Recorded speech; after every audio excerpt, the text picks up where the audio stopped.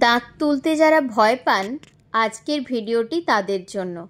কিভাবে 1 মিনিটের মধ্যে দাঁত তোলা যায় সেটাই দেখাবো।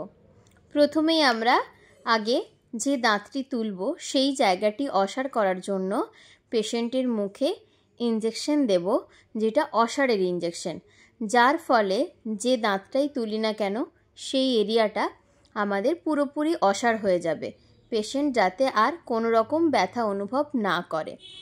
এবার দেখতেই পাচ্ছেন আমরা অলরেডি ইনজেকশনটা দিয়ে দিয়েছি, ইনজেকশনটা দেওয়া হয়ে গেছে। এরপর আমি আস্তে আস্তে দাঁতটি ওই জায়গা থেকে তুলে দেব।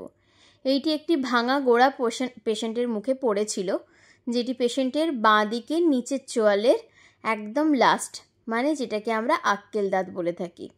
এবার আমরা দাঁতটা অলরেডি তুলছি এবং খুব সহজেই দাঁতটা উঠে যাবে।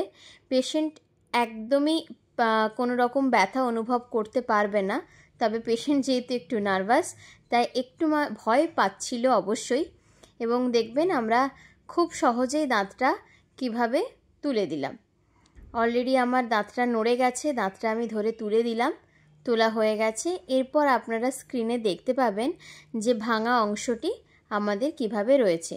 এবং দাঁত তোলার পর আমরা ওই জায়গায় একটা কটন প্রেসার প্যাক হিসেবে দিয়ে দিলাম, যাতে রক্তটা ওখান থেকে আর না বেরোয়।